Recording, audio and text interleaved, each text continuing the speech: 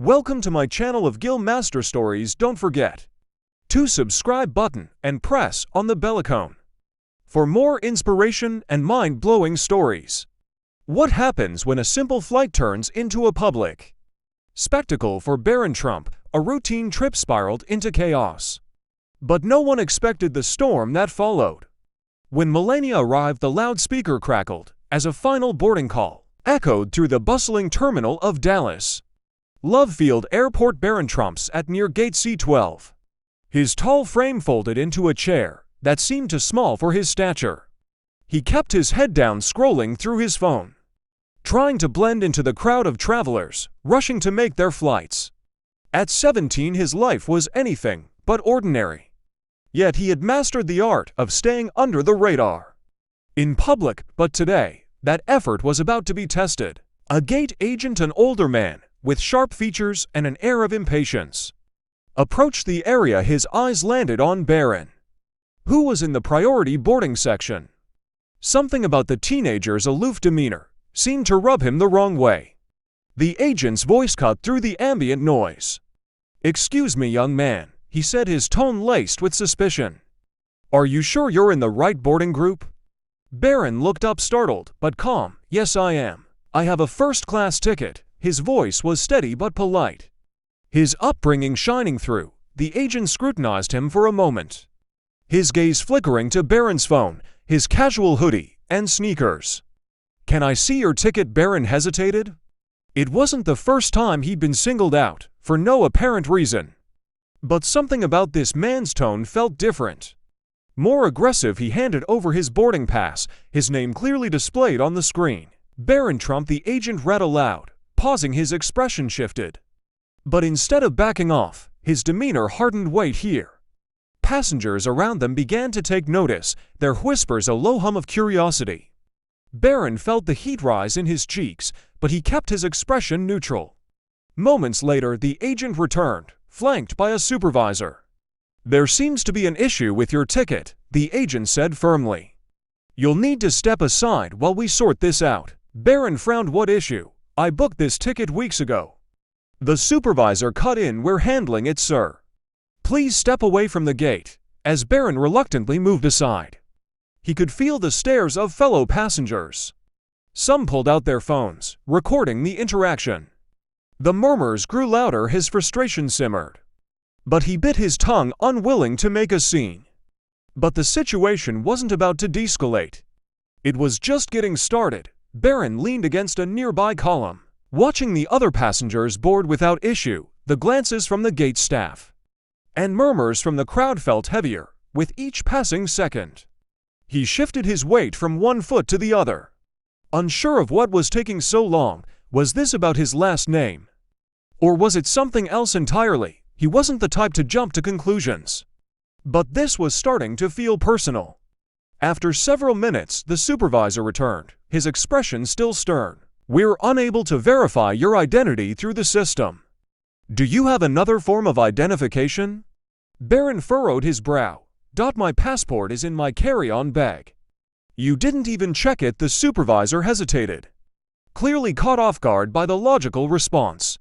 But instead of backing down, he doubled down. "Sir, this isn't just about ID. There are procedures we need to follow." "Procedures?" Barron asked, his tone calm but tinged with disbelief. "What procedures? I've flown through this airport dozens of times without an issue," the gate agent from earlier interjected. "We've had some irregularities lately. You're not being singled out." But the look in his eyes betrayed him. Barron wasn't buying it. And neither were a few passengers nearby, who began muttering among themselves. A woman in her late 40s, holding a toddler on her hip, spoke up. "What's the problem? He's just a kid with a ticket. Let him board." The supervisor ignored her, focusing instead on Barron. "You'll need to wait here while we conduct a further review. If you don't comply, we'll have to escalate the matter." "Escalate?" Barron echoed, his patience wearing thin. "What exactly are you escalating? I've done nothing wrong." As if on cue, a pair of airport security officers appeared. Barron's chest tightened, not from fear, but from sheer disbelief at how quickly the situation was spiraling. The officers stood on either side of him, their presence drawing even more attention. Phones were out now, recording every second. "Sir, please come with us," one officer said in a measured tone. "We just need to ask you a few questions," Barron exhaled, his jaw tightening as he grabbed his carry-on bag. Fine. He followed them into a small, sterile room near the gate, the whispers and camera flashes following him like a storm cloud. Inside, the officers asked him to sit at a table. The air felt colder, heavier, as one officer began flipping through his passport. "This is ridiculous," Barron muttered under his breath.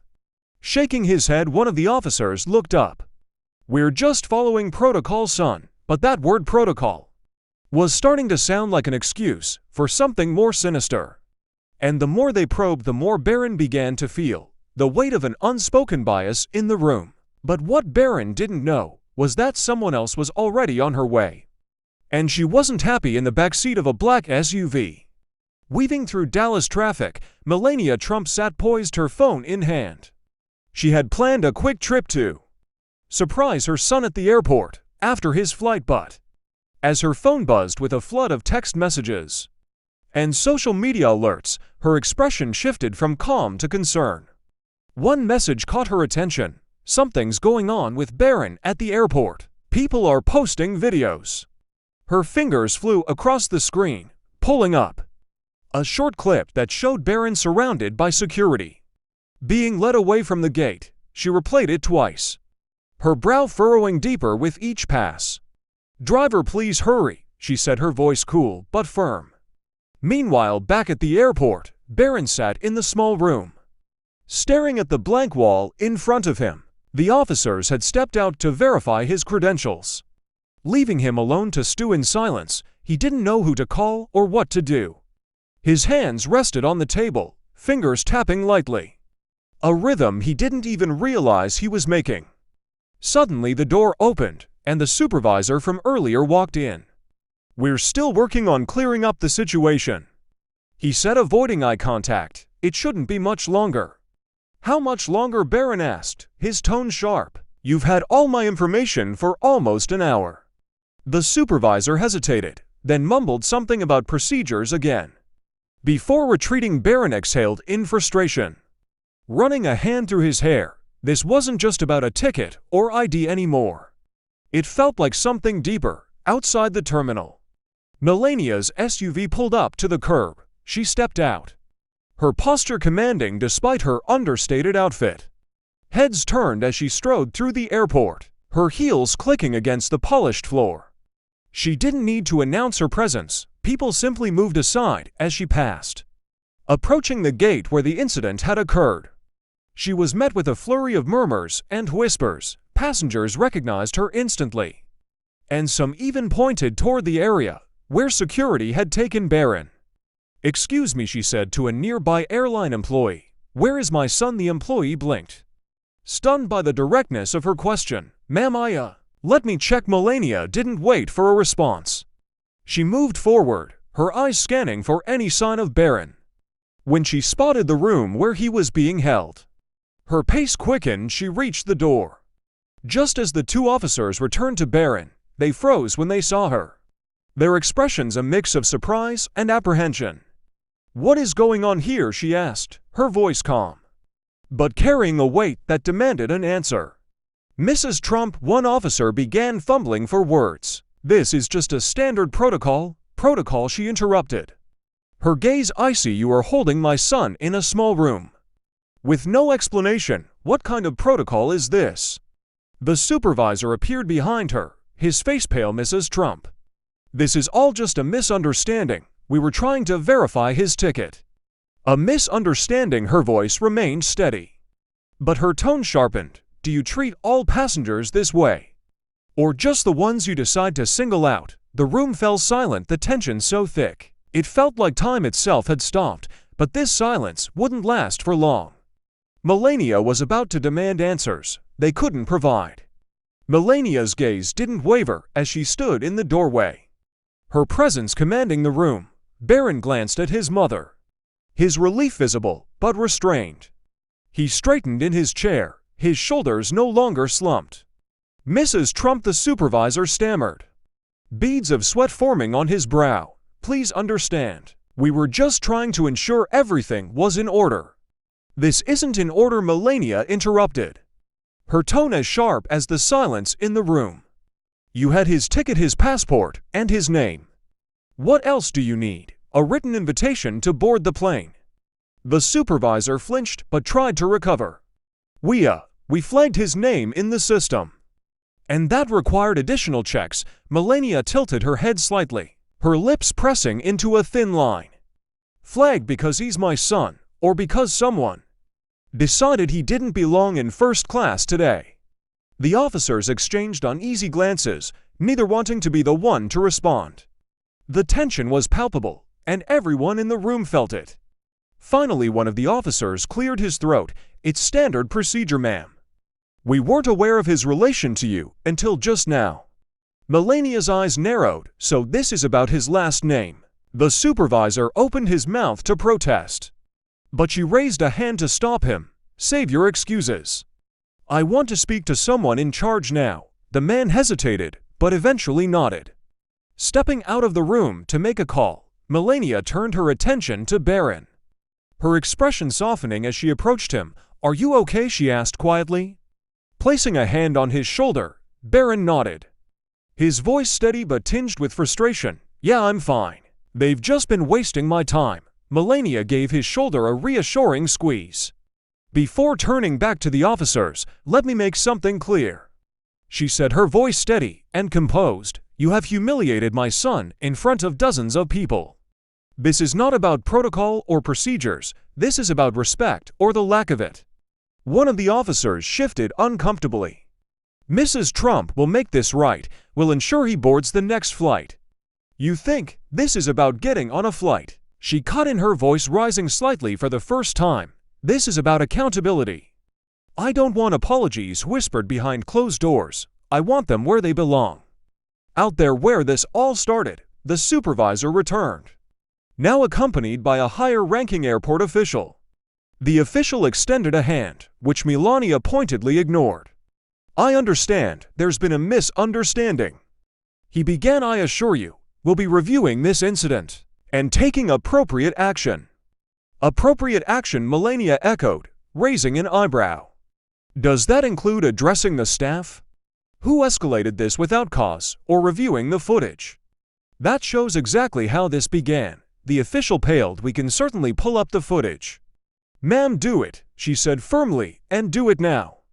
The room seemed to shrink as everyone waited for the official to act. A few moments later, the supervisor returned with a laptop. The grainy footage showed Barron at the gate, sitting quietly, before being approached by the gate agent. It captured the entire exchange, from the unnecessary questioning to the escalating tension that led to Barron being removed. Melania watched the footage in silence, her face unreadable. When it ended, she turned to the supervisor. You owe my son a public apology. Of course, the man stammered. We'll address it right away. But Melania wasn't done yet. This wasn't just about an apology. It was about sending a message that no one should endure such treatment, regardless of their name or status. The supervisor, now visibly shaken, led the way back to the boarding gate. Melania walked beside him, her stride measured and unyielding. With Barron following close behind, the tension in the terminal was almost tangible. Passengers who had witnessed the earlier commotion were still lingering, their curiosity piqued by the sudden return of the teenager and his mother. As they reached the gate, the supervisor stepped forward, cleared his throat, and addressed the crowd.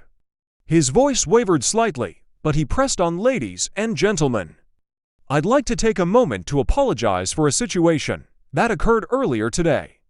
A misunderstanding involving one of our passengers, Mr. Barron Trump, led to actions that were unnecessary and inappropriate. A murmur rippled through the crowd, with some passengers exchanging looks of surprise and others nodding in agreement. The supervisor glanced at Melania, whose steady gaze urged him to continue. I want to make it clear, he said, his voice firming up, that this young man did nothing wrong. The incident was entirely due to an error on our part, and for that we deeply regret the inconvenience and discomfort caused. Barron stood quietly, His hands in his pockets, his expression neutral.